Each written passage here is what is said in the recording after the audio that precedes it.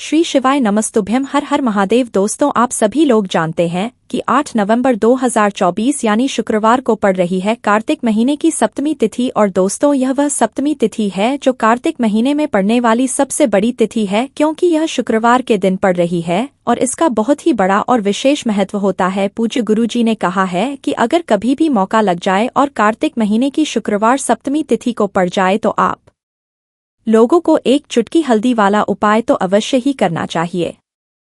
इन दोनों का संयोग बहुत कम आता है। और इसी के साथ में गुरुजी ने अपनी शिव पुराण कथा में बताया है कि इस दिन आपको एक चुटकी हल्दी वाला उपाय तो आपको अवश्य ही करना चाहिए, क्योंकि ऐसा दिन पूरे साल में सिर्फ एक ही बार आता है। और दोस्तों, आप सभी लोग जानते हो कि शुक्रवार सप्तमी तिथि का अगर सबसे बड़ा कोई उपाय है तो एक चुटकी हल्दी वाला उपाय है।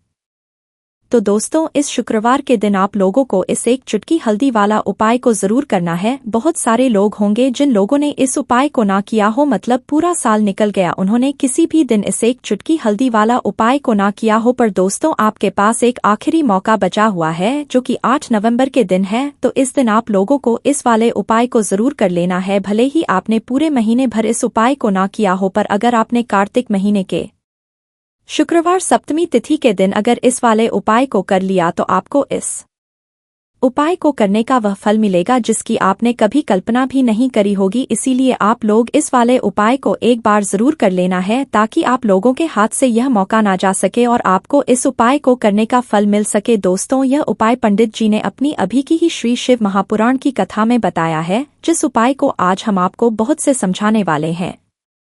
इस वीडियो को देखने के बाद इस उपाय को समझने के लिए आपको कोई और वीडियो को देखने की जरूरत नहीं पड़ेगी। तो चलिए दोस्तों, उपाय को शुरू करते हैं। देखिए, यह इस कार्तिक महीने के शुक्रवार सप्तमी तिथि के दिन यह इतना खास होता है, इतना महत्वपूर्ण होता है। देखा गया है कभी कभी बड़े बड़े पूजा पाठ अनुष्ठान से जो मनोकामना पूर्ण नहीं होते, वह कार्तिक महीने के शुक्रवार सप्तमी तिथि के दिन एक छोटे से उपाय करने से ही आपकी मनोकामना पूर्ण हो जाती है। और बहुत सारे लोगों ने इस उपाय को किया भी है और उनको इस उपाय को करने का फल भी जरूर मिला है। अगर आप लोग भी इस उपाय को करना चाहते हैं तो आप इस उपाय को पहले अच्छे से समझ लेना, सुन लेना, उसके बाद करना। आपको इस उपाय का फल जरूर मिलेगा और इस उपाय को कर लेने से आपके घर में चाहे किसी भी प्रकार की दुख और समस्या क्यों ना चल रही हो, आपको उसका कारण भी नहीं पता है कि भाई ये समस्या किस कारण से चल रही है। उसका कुछ भी कारण हो सकता है, जैसे पितृदोष हो सकता है या किसी भी तरह का मंगल दोष भी हो सकता है। तो इस दिन आप लोगों को यह वाला उपाय कर लेना है। यह एक ऐसा उपाय है जिस उपाय को अगर किसी विशेष दिन पर किया जाए तो भाई उस विशेष दिन का जो है वह तो हमें मिलता ही मिलता है, पर हमने उस दिन पर इस उपाय को किया है तो हमें उससे भी बड़ा फल मिलता है। और फल बहुत जल्दी मिलता है, क्योंकि आप इस उपाय को बहुत ही बड़े और विशेष दिन पर कर रहे हो। तो चलिए अब उपाय के बारे में बात करते हैं, लेकिन उससे पहले आप लोगों को यह जानना आवश्यक है कि आखिर यह उपाय किस समय करना है, किसको करना है और कैसे करना है। तो चलिए हम आगे आपको वीडियो में एक एक करके बता देते हैं। लेकिन उससे पहले अगर आप लोग हमारे चैनल पर पहली बार आए हैं या फिर मेरी आवाज़ आज पहली बार सुन रहे हैं तो हमारे चैनल को सब्सक्राइब जरूर कर लेना और इस वीडियो को लाइक कमेंट बॉक्स में श्री शिवाय नमस्तुभ्यम ओम नमः शिवाय जरूर टाइप कर देना। तो दोस्तों, इस एक चुटकी हल्दी वाला उपाय को हमें इस शुक्रवार सप्तमी तिथि के दिन कैसे करना है, किसको करना है, किस समय करना है और कहाँ पर करना है, ये सारे सवालों के जवाब आपको इस वीडियो में मिल जाएंगे। और जो यह वीडियो देखिएगा भाई, उसको एक चुटकी हल्दी वाला उपाय जरूर करना चाहिए, क्योंकि इस दिन हल्दी वाला उपाय, हल्दी का भी बहुत ही बड़ा और विशेष महत्व होता है। और जब आ जाए एक चुटकी हल्दी वाला उपाय की तो यह सोने पर सुहागा वाली बात हो जाती है और यह एक बहुत ही बड़ा उपाय हो जाता है इस शुक्रवार सप्तमी तिथि का। तो अब दोस्तों, इस एक चुटकी हल्दी वाला उपाय को आखिर करना किसको है, सबसे पहले हम लोग वह बात जान लेते हैं। तो देखो, घर की जो बड़ी माताएं बहनें होती हैं, उन माताओं बहनों में से कोई भी एक बड़ी माता बहन इस वाले उपाय को कर सकती है। और दोस्तों अगर चाहे तो अपने घर में से सभी सदस्यों को भी इस उपाय को करवा सकते हैं। अगर किसी व्यक्ति की खुद की कोई मनोकामना है, खुद की कोई दुख और परेशानी है जो कि वह अपने लिए ही करना चाहता है, इस वाले उपाय को तो वह खुद अपने लिए भी कर सकता है। बाकी अगर कोई घर में से ऐसा है जो कि अपने पूरे घर परिवार की सुख और शांति के लिए यह वाला उपाय करना चाहता है तो भाई वह भी कर सकता है, उसमें भी कोई दिक्कत वाली बात नहीं है। कहने का मतलब ये है कि इस उपाय को हर एक सदस्य भी कर सकता है और पूरे घर परिवार के सदस्य के लिए घर की बड़ी माताओं बहनों में से कोई एक माता बहन भी कर सकती है। माताएं बहनें अगर घर में उपस्थित ना हो या वह यह वाला उपाय ना कर पा रही हो तो फिर घर का कोई बड़ा सदस्य भी इस एक चुटकी हल्दी वाला उपाय को कर सकता है, चाहे फिर वह पुरुष ही क्यों ना हो, उसमें कोई भी दिक्कत वाली बात नहीं है। अब दोस्तों जो अगला प्रश्न निकल कर आता है वह यह आता है इस उपाय को कि आखिर इस उपाय को हमें किस समय करना है, सुबह के समय करना है कि शाम के समय करना है। तो देखो इस वाले उपाय को आप लोग सुबह के समय भी कर सकते हो और शाम के समय प्रदोष काल में भी कर सकते हो। अब अगर आप पूछो कि भाई सबसे उत्तम समय कौन सा रहेगा इस एक चुटकी हल्दी वाला उपाय को करने का, तो हम आपसे बस यही कहेंगे कि इस उपाय को आप सुबह के समय करेंगे तो ज्यादा बेहतर होगा। बाकी अगर प्रदोष शाम के समय भी करेंगे तो भी अच्छा होगा, उसमें कोई भी दिक्कत वाली बात नहीं है। तो अब दोस्तों जो अगली सबसे बड़ी और महत्वपूर्ण बात आती है वह यह आती है कि सुबह अगर हम उपाय को करेंगे तो हमें कितने बजे से लेकर कितने बजे तक के बीच में करना है, और शाम के समय प्रदोष काल में करेंगे तो हमें कितने बजे से लेकर कितने बजे के बीच में करना है। तो देखो सुबह जितनी जल्दी हो सके आप उपाय को करने की कोशिश करना। अगर किसी कारणवश लेट भी हो जाओ, थोड़ी देर भी हो जाए तो 10 या 11 बजे तक भी आप उपाय कर लेना, पर 12 बजे से ज्यादा देरी ना हो, ठीक है, इस बात का ध्यान रखना। उसके बाद में दोस्तों अगर शाम के समय प्रदोष काल की बात करें, प्रदोष काल का जो समय होता है वो शाम के 6 बजे से शुरू हो जाता है। मतलब शाम के 6 बजे से लेकर 7 बजे के बीच का जो समय होता है ये समय प्रदोष काल का समय होता है। तो आप इस उपाय को 7 या 8 बजे के बीच में भी कर, मतलब शाम के 6 बजे से रात 8 बजे के बीच में आप कभी भी इस वाले उपाय को कर सकते हो, उसमें कोई भी दिक्कत वाली बात नहीं है। कार्तिक का महीना जो श्री हरि विष्णु को सबसे प्रिय महीना होता है, कार्तिक के महीने शुक्रवार सप्तमी तिथि में हल्दी के उपाय आपके भाग्य को तेजी से चमकाने का काम तो करते ही हैं। साथ ही साथ जब भी आप कार्तिक के महीने शुक्रवार सप्तमी तिथि में एक चुटकी हल्दी वाला उपाय लेते हैं तो आपके घर में अष्टलक्ष्मी वास करती है, माँ लक्ष्मी की कृपा आपको मिलती है।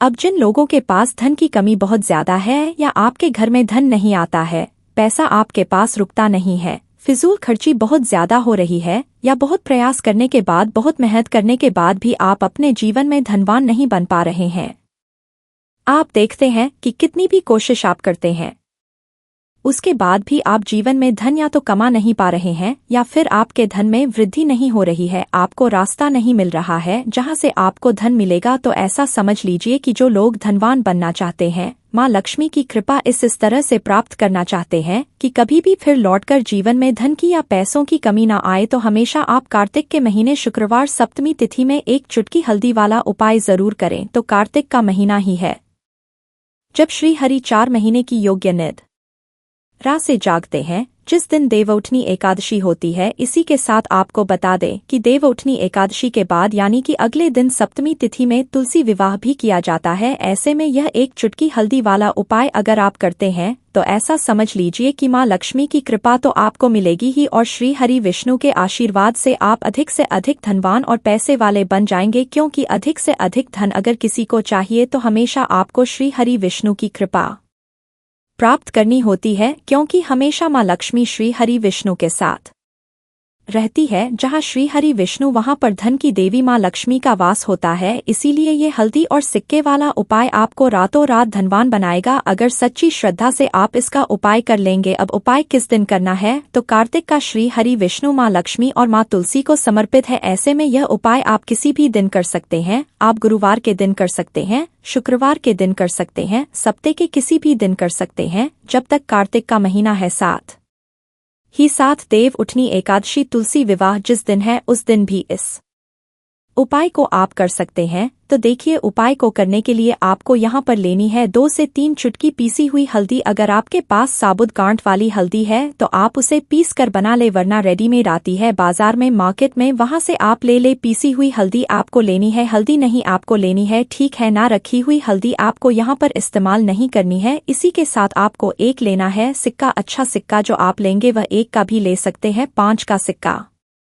भी आप यहाँ पर ले सकते हैं। अब आपको क्या करना है, जो भी सिक्का आपने है उसे आपको अच्छे से सर्फ या साबुन से साफ कर लेना है। अब एक देसी घी का दीपक आपको तैयार करना है, गोल बाती का, और ये सारी चीजें लेकर घर के मंदिर में बैठ जाना है। थोड़े से अक्षत ले लेंगे, ठीक है ना। एक प्लेट के अंदर पहले चावल यानी अक्षत रख लेंगे, उसके ऊपर आपको ये सिक्का रखना है। और जो पीसी हुई हल्दी आपने ली है, इस हल्दी का आपको थोड़ा सा जल डालकर गाढ़ा गाढ़ा घोल बनाना है। और इस हल्दी का लेप यानी कि जो आपने हल्दी ली है पीसी हुई, उसका जो गाढ़ा गाढ़ा घोल है, ज्यादा पानी नहीं डालेंगे, वो आपको इस सिक्के के ऊपर लगाना है, या फिर आप सिक्का उसके अंदर डूबा दें और फिर उस सिक्के को लें। अब उस सिक्के के ऊपर अच्छे से हल्दी लग गई, फिर वो सिक्का आपने चावल के ऊपर रख देना है। एक ही तरफ हल्दी लगाएंगे, दोनों तरफ सिक्के पर हल्दी नहीं लगानी है, ठीक है ना। सिक्का आपने चावल के ऊपर रख दिया। अब आपको क्या करना है कि जो दीपक आपने तैयार करा था वो दीपक आपको श्री हरि विष्णु के सामने जलाना है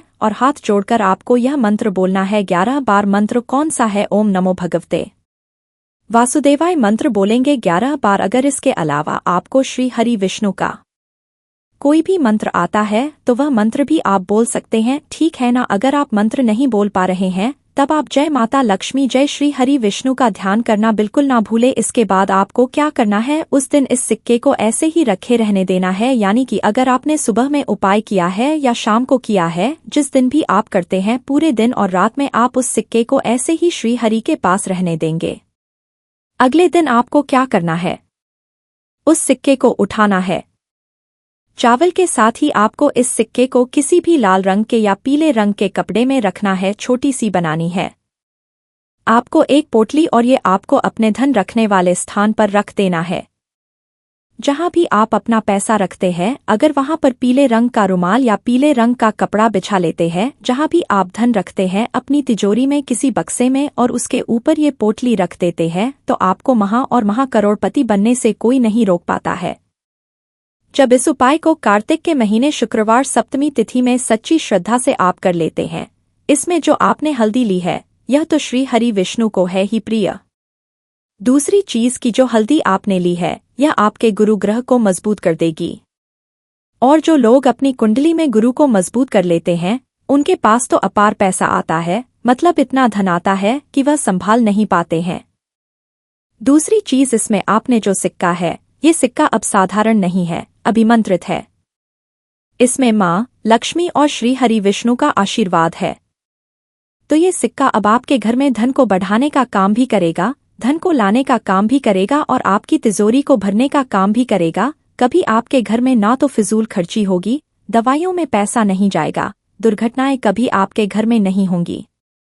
तीसरी चीज की, जब भी आप अक्षत किसी भी उपाय में ले लेते हैं, जिसे कि देवी देवता अन्न भी कहा जाता है, और इसे अक्षय यानी कि जिसका कभी क्षय नहीं होता है, तो अक्षत यानी चावल ही है जो आपके घर में सुख समृद्धि को बढ़ाने का काम करता है, धन को लाने का काम करता है, और यह शुक्र से जुड़ा है तो माँ लक्ष्मी को भी प्रसन्न करता है। और माँ लक्ष्मी को और श्री हरि विष्णु को जब आपने साथ में प्रसन्न कर लिया तो फिर कैसे आप धनवान नहीं बनेंगे, और कैसे आपकी तिजोरी धन से नहीं भरेगी। महाधनी और करोड़पति तो बनकर ही रहते हैं जब इस उपाय को सच्ची श्रद्धा से करते हैं, क्योंकि यहाँ पर हल्दी जो कि श्री हरि विष्णु से जुड़ी है, अक्षत शुक्र यानी माँ लक्ष्मी से जुड़ा है। और आप जानते ही है कि जब भी आप सिक्के का कोई उपाय करते हैं तो यह धन को बढ़ाने का काम करता है। जरूर से कार्तिक के महीने में यह उपाय करिए और फिर इसके चमत्कार देखिए। अब देखिए, इस उपाय में आपको एक चीज बिल्कुल रखनी है कि अगर यह उपाय आप एकादशी पर करते हैं तब आपको इसमें चावल नहीं लेना है। फिर आप इस पर केवल हल्दी लगाएंगे और इस सिक्के को घर के मंदिर में श्री हरि विष्णु के सामने रखेंगे, पूजन करेंगे जैसे हमने आपको बताया है, और अपनी तिजोरी में रख देंगे। उसी तरह पूजन करेंगे, मतलब तिलक लगाकर हल्दी का उसके ऊपर लेप लगाकर एक घी का दीपक जलाकर पूजा करेंगे। और अगर आपने एकादशी के अलावा इस उपाय किया है तब आप इसमें चावल जरूर लें। तो एकादशी के दिन चावल खाया नहीं जाता है और चावल के कोई भी उपाय नहीं किए जाते हैं। इस चीज का विशेष आपको ध्यान रखना है। अब देखिए, जो लोग हमारी वीडियो पर पहली बार आए हैं वह चैनल को सब्सक्राइब करना बिल्कुल ना भूलें।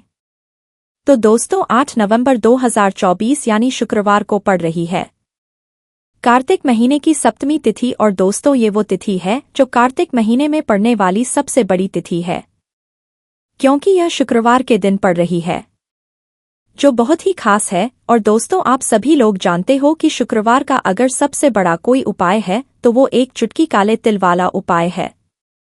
तो इस शुक्रवार के दिन आप लोगों को इस एक चुटकी काले तिल वाले उपाय को जरूर करना है। बहुत सारे लोग होंगे जिन लोगों ने इस उपाय को ना किया हो, मतलब पूरा साल निकल गया, उन्होंने किसी भी दिन इस एक चुटकी काले तिल वाले उपाय को ना किया हो। पर दोस्तों, आपके पास एक आखिरी मौका बचा हुआ है जो कि 8 नवंबर के दिन है। तो इस दिन आप लोगों को इस वाले उपाय को जरूर कर लेना है। भले ही आपने पूरे साल भर इस उपाय को ना किया हो, पर अगर आपने इस महीने की सप्तमी तिथि के दिन अगर इस वाले उपाय को कर लिया तो आपको इस उपाय को करने का वो फल मिलेगा जिसकी आपने कभी कल्पना भी नहीं करी होगी। इसीलिए आप लोग इस वाले उपाय को एक बार जरूर कर लेना, ताकि आप लोगों के हाथ से ये मौका ना जा सके और आपको इस उपाय को करने का फल मिल सके। दोस्तों, यह उपाय पंडित जी ने अपनी अभी की ही शिव महापुराण की कथा में बताया है, जिस उपाय को आज हम आपको बहुत अच्छे से समझाने हैं। इस वीडियो को देखने के बाद इस उपाय को समझने के लिए आपको कोई और वीडियो को देखने की जरूरत नहीं पड़ेगी। तो चलिए दोस्तों, उपाय को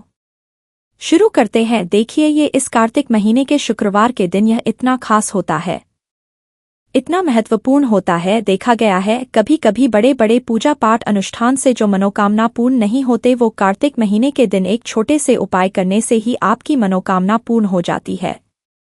और बहुत सारे लोगों ने इस उपाय को किया भी है और उनको इस उपाय को करने का फल भी जरूर मिला है।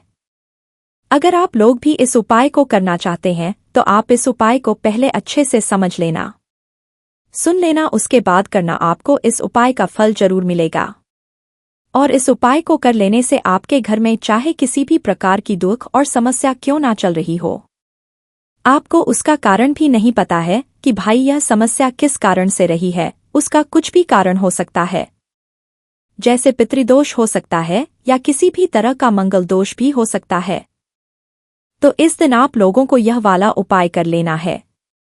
ये एक ऐसा उपाय है जिस उपाय को अगर किसी विशेष दिन पर किया जाए तो भाई उस विशेष दिन का जो है वह तो हमें मिलता ही मिलता है, पर हमने उस दिन पर इस एक चुटकी काले तिल वाले उपाय को किया है तो हमें उससे भी बड़ा फल मिलता है, और फल बहुत जल्दी मिलता है, क्योंकि आप इसको बहुत ही बड़े और विशेष दिन पर कर रहे हो। तो चलिए अब उपाय के बारे में बात करते हैं।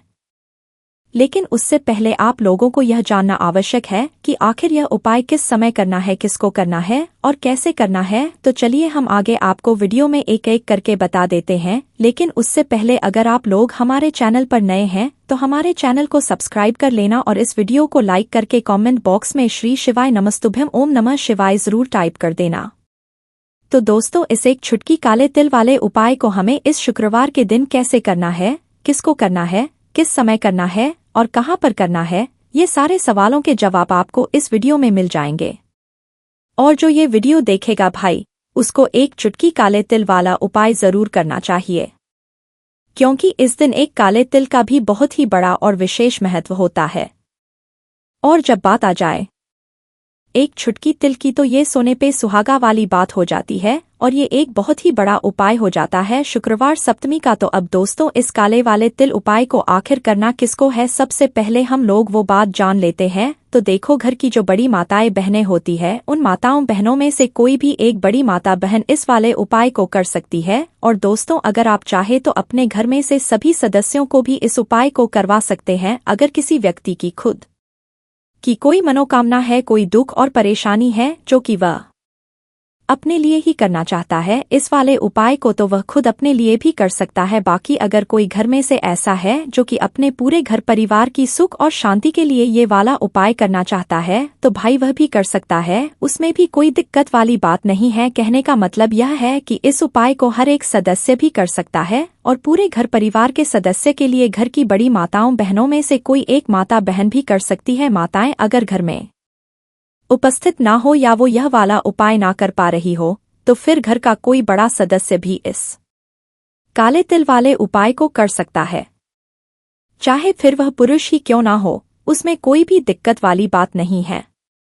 अब दोस्तों, इस एक चुटकी काले तिल वाले उपाय को हमें करना कहाँ पर है? इसे हमें तुलसी के कियारे के पास में जाकर करना है।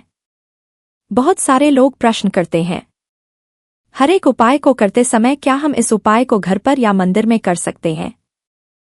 देखो, तो इस वाले को आप घर ही करोगे तो अच्छा रहेगा। अगर घर पर तुलसी का पौधा नहीं है तो शिव मंदिर में उपाय को करोगे तो भी अच्छा होगा इस वाले उपाय को। उसके बाद में दोस्तों जो अगला प्रश्न निकल कर आता है वो यह आता है इस उपाय को लेकर कि आखिर इस उपाय को हमें किस समय करना है, सुबह के समय करना है कि शाम के समय करना है? तो देखो, इस वाले उपाय को आप लोग सुबह के समय भी कर सकते हो और शाम के समय प्रदोष काल में भी कर सकते हो। अब अगर आप पूछो कि भाई सबसे उत्तम समय कौन सा इस एक चुटकी काले तेल वाले उपाय को करने का, तो हम आपसे बस यही कहेंगे कि इस उपाय को आप शाम के समय करेंगे तो ज्यादा बेहतर होगा। बाकी अगर सुबह के समय भी करेंगे तो भी अच्छा होगा, उसमें कोई भी दिक्कत वाली बात नहीं है। तो अब दोस्तों जो अगली सबसे बड़ी और महत्वपूर्ण बात आती है वो यह आती है कि सुबह अगर हम उपाय को करेंगे तो हमें कितने बजे से लेकर कितने बजे तक के बीच में करना है, और शाम के समय प्रदोष काल में करेंगे तो हमें कितने बजे से लेकर कितने बजे के बीच में करना है। तो देखो, सुबह जितनी जल्दी हो सके आप उपाय को करने की कोशिश करना। बाकी अगर किसी कारणवश लेट भी हो जाओ, थोड़ी देर भी हो जाए तो 10 या 11 बजे तक भी आप उपाय कर लेना, पर 12 बजे से ज्यादा देरी ना हो, ठीक है? इस बात का ध्यान रखना। उसके बाद में दोस्तों अगर शाम के समय प्रदोष काल की बात करें, प्रदोष काल का जो समय होता है वो शाम के 6 बजे से शुरू है, मतलब शाम के 6 बजे से लेकर 7 बजे के बीच का जो समय होता है यह समय प्रदोष काल का समय होता है। मतलब शाम के 6 बजे से रात 8 बजे के बीच में आप कभी भी इस वाले उपाय को कर सकते हो, उसमें कोई भी दिक्कत वाली बात नहीं है। परंतु शुक्रवार के दिन कोशिश करना कि समय के अंतर्गत ही कर लो, किसी कारणवश ना कर पाओ तो थोड़ा देरी से भी कर सकते हो, आपको उपाय का फल जरूर मिलेगा। तो चलिए बात करते हैं हमारे पहले उपाय की। देखिए, इसके लिए आपको 2 दीपक लेने होंगे। दोनों ही दीपक आप मिट्टी के भी ले सकते हैं और दोनों ही दीपक आप शुद्ध आटा मढ़कर उनके भी तैयार कर सकते हैं। अब दोस्तों दोनों ही दीपक के अंदर आपको शुद्ध घी का प्रयोग करना होगा और एक दीपक के अंदर आपको गोल रुई की बाती का प्रयोग करना होगा और एक दीपक के अंदर आपको लंबी बाती का प्रयोग करना होगा। लंबी बाती वाले दीपक के अंदर आप मौली वाला जो धागा आता है कलावा का, उसकी बाती का प्रयोग भी आप लंबी बाती वाले दीपक के अंदर कर सकते हैं। देखिए, 2 दीपक वाला ये चमत्कारी उपाय केवल शुक्रवार की रात्रि में ही किया जाता है, इसीलिए आपको इस उपाय को बहुत ही ध्यान से समझना। इसी के साथ में आपको एक चुटकी काले तिल के दाने लेना है और इसी के साथ में आपको मात्र एक चुटकी हल्दी भी लेनी होगी। अब दोस्तों ये सभी सामग्री लेकर के आपको रात्रि के समय पहुंच जाना है अपने घर में, जहाँ कहीं भी तुलसी पौधा, तुलसी माता का निवास स्थान है वहाँ पर। देखिए दोस्तों, सबसे पहले तो आपके पास जो एक गोल बाती का दीपक, उसे आपको तुलसी जी के वहाँ पर प्रज्वलित करना है। दीपक को प्रज्वलित करते समय आपको ओम नमो भगवते वासुदेवा आया इस मंत्र का 11 बार जाप कर लेना है। अब देखिए दोस्तों, आप जो एक चुटकी काले तिल के दाने लेकर के आए हैं उन्हें आपको अपने सीधे हाथ में रखना है और जो आपने गोल बाती दीपक प्रज्वलित किया है माता तुलसी जी के वहाँ पर, उसके ऊपर से आपको इन एक चुटकी काले तिल को घड़ी की दिशा में घुमाना है। आपको अपना नाम और अपनी गोत्र को बोल देना है और फिर आपको इन काले तिल को उससे जलते हुए दीपक के अंदर डाल देने हैं। देखिए, काले तिल भगवान विष्णु के पसीने से उत्पन्न हुए हैं और जब भी हम यह दीपक रात्रि में प्रज्वलित करते हैं तो इससे हमें हमारे कर्ज में राहत मिलती है, जीवन में धन प्राप्ति के नए नए मार्ग खुलते हैं। हमारा अगर कोई भी कार्य रुका हुआ है तो वह भी परिपूर्ण होता है। देखिए, गोल बाती का जो दीपक है विशेषकर हम माता तुलसी के वहाँ पर भगवान विष्णु और माता लक्ष्मी के निमित्त प्रज्वलित कर रहे हैं। इस प्रकार से आपको ये दीपक प्रज्वलित कर देना है। अब जो आपके पास लंबी बाती का दीपक है, एक चुटकी हल्दी है, तो इससे आपको लेकर के पहुंचना है अपने घर के मंदिर में। आपके घर के माता लक्ष्मी की जो भी प्रतिमा ही मूर्ति है उनके सामने सबसे पहले तो आपको ये लंबी बाती का दीपक रखना है, फिर आपको दीपक को प्रज्वलित कर देना है। दीपक को प्रज्वलित करते समय आपको ओम महालक्ष्मी इस मंत्र का जाप करते रहना है। अब दोस्तों, आपके पास जो एक चुटकी हल्दी है उसे आपको अपने सीधे हाथ में रखना है और इस एक चुटकी हल्दी को आपको उस दीपक के ऊपर से 11 बार घड़ी की दिशा में घुमाना है और आपको ओम महालक्ष्मी नमः मंत्र का जाप करते रहना है और इस एक चुटकी हल्दी को आपको उसे दीपक के अंदर डाल देना है। देखिए, एक चुटकी हल्दी वाला जो दीपक है आपके जीवन से दुर्भाग्य को समाप्त करता है। माता लक्ष्मी की आपको कृपा प्राप्त करवाएगा, धन प्राप्ति के आपके जीवन में नए नए मार्ग बनाएगा। देखो, अगला उपाय है वो भी बहुत ज्यादा खास है। तीनों उपाय को आप जरूर सुनना, क्योंकि जो आपको लगे वो उपाय आप कर सकते हैं। देखिए, इस उपाय के लिए आपको 2 हरी इलायची लेनी होगी। हरी इलायची आपको साबुत लेनी है, खंडित नहीं होनी चाहिए। और इसी के साथ में आपको मात्र थोड़ा शहद लेना है। शहद आपको मात्र आधा चम्मच या फिर उससे भी कम ले लेना है। और इसी के साथ में आपको एक दीपक ले लेना है।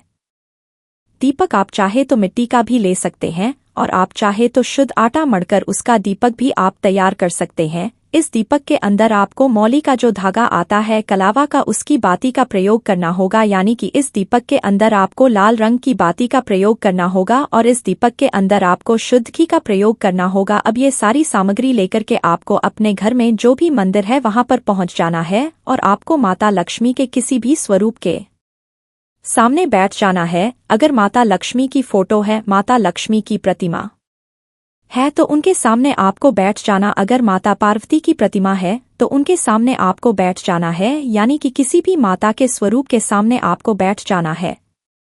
अब देखिए, सबसे पहले तो आपको माता रानी के सामने सी चावल की ढेरी बना देनी है, यानी किसी अक्षत के दाने आपको माता रानी के सामने रखना है। उसके बाद आप जो एक दीपक लेकर के गए हैं उस दीपक को आपको उन्हीं चावल के दानों के ऊपर रख देना है और फिर इस दीपक आपको माता रानी के सामने प्रज्वलित कर देना है। देखें, इस दीपक को प्रज्वलित करते समय आपको ओम महालक्ष्मी नमः इस मंत्र का लगातार जाप करते रहना है। दीपक को प्रज्वलित करने के बाद आप जो 2 हरी इलायची लेकर के गए हैं उसमें से एक हरी इलायची को तो आपको उसी दीपक के अंदर डाल देनी है और वहीं पर आपको कम से कम 21 बार ओम महालक्ष्मी नमः इस मंत्र का जाप कर लेना है। अब आपके पास जो शहद है और एक इलायची है उसे सीधे आपको लेकर के पहुंच जाना है। भगवान शिव के मंदिर में पूज्य गुरुजी ने बताया है कि यह उपाय आपको सिर्फ और सिर्फ शाम के समय ही करना होगा। शाम को जब भी सूर्यास्त का समय होता है तो उस समय आपको यह उपाय करना है। लेकिन सबसे पहले तो आपके पास जो एक हरी इलायची है उसे आपको उस शहद के अंदर अच्छे से डुबो देना है, यानी कि शहद का लेपन उसे हरी इलायची के ऊपर चारों तरफ आपको कर है। अब यह जो शहद से युक्त हरी इलायची है इससे आपको भगवान शिव के शिवलिंग पर अर्पित कर देनी है और आपको वो श्री शिवाय नमस्तुभ्यम इस मंत्र का लगातार जाप करते रहना है। फिर इसके बाद आपको एक लोटा जल भी अपने साथ लेकर के जाना है। तो यह एक लोटा जल भी आपको धीरे धीरे शिवलिंग पर समर्पित कर देना है और आपको श्री शिवाय नमस्तुभ्यम इस मंत्र का जाप करते रहना है। फिर इसके बाद आपको अपने घर आ जाना है। प्रकार से आपको ये उपाय कर लेना है। तो चलिए दोस्तों, जान लेते हैं गुरुजी द्वारा बताए गए दूसरे उपाय के बारे में। देखिए, इस उपाय के लिए आपको लेना है 11 चावल के दाने। गुरुजी ने कहा है चावल के दाने खंडित नहीं लेने हैं, बिल्कुल साबुत होने चाहिए। उसके साथ में आपको लेना है एक बेलपत्र। बेलपत्र का भी एक नियम है, अगर आपके पास बेलपत्र नहीं है तो आप शिवलिंग से उठाकर उसको पुनः शुद्ध जल से धोकर इस्तेमाल कर सकते हैं। इस प्रकार आपको पत्र लेना है। इसके बाद आपको एक लोटा जल लेना है। अब ये सब सामग्री लेकर आपको जाना है महादेव के मंदिर में। देखो, अब आपको उत्तर साइड में खड़े हो जाना है और सबसे पहले आपको एक बेलपत्र अपने हाथ पर और 11 चावल दाने रखकर शिवलिंग के ऊपर अपना नाम और गोत्र बोलते हुए समर्पित कर देना है और ओम नमः शिवाय श्री शिवाय नमस्तुभ्यं का लगातार जाप करना है। अब आपको जो एक लोटा जल साथ में लेकर आए थे उसे धीरे बेलपत्र और चावल दाने के ठीक ऊपर आपको समर्पित करते जाना है और शिव पुराण के मूल मंत्र का 11 बार जाप करना है और अपनी मनोकामना बोलते जाना है। देखो, बस छोटा सा उपाय करना है, देखना एक दिन आपके सब काम बनने लग जाएंगे। गुरुजी का बहुत ही विशेष उपाय है। चलते हैं तीसरे उपाय की तरफ। देखिए, इस उपाय के लिए आपको एक तांबे के पात्र के अंदर सबसे पहले अपने घर से शुद्ध जल लेना है। फिर इसी साथ में आपको मात्र थोड़ा सा शहद लेना होगा। शहद आपको आधा चम्मच या फिर उससे भी कम लेना है और इसी के साथ में आपको एक प्यारी सी बेलपत्र ले लेनी है। बेलपत्र यदि आपको नहीं मिल पाती है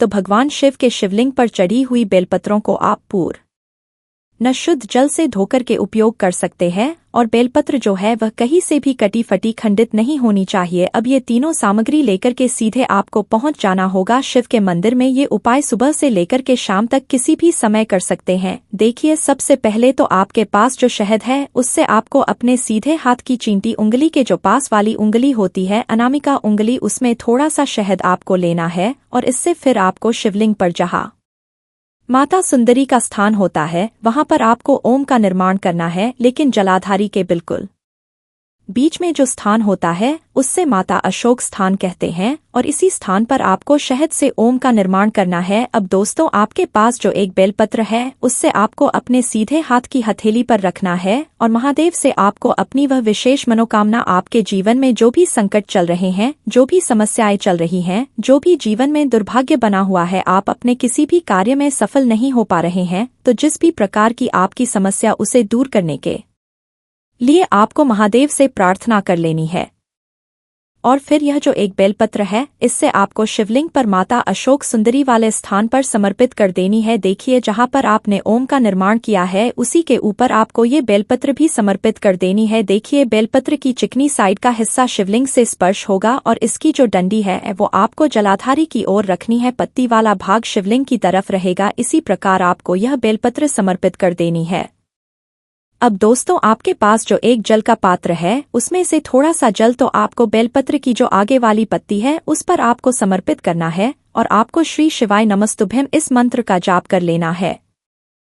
फिर उस पात्र के अंदर जो जल बचेगा उसे पूरा आपको भगवान शिव के शिवलिंग पर धीरे धीरे समर्पित करते जाना है और लगातार आपको शिव महापुराण के मूल मंत्र श्री शिवाय नमस्तुभ्यम इस मंत्र का जाप करते रहना। गुरुजी ने कहा है कि जल आपको इतने धीरे धीरे समर्पित करना है कि जल समर्पित करते हुए आप कम से कम 11 बार श्री शिवाय नमस्तुभ्यम या फिर ओम नमः शिवाय इस मंत्र का जाप कर सके। फिर इसके बाद वापस आपको अपने घर आ जाना है। इस प्रकार से आपको ये उपाय कर लेना है। आप देखेंगे कि आपकी सभी मनोकामनाएं अवश्य ही पूरी होंगी। ये उपाय आपको अवश्य करने हैं।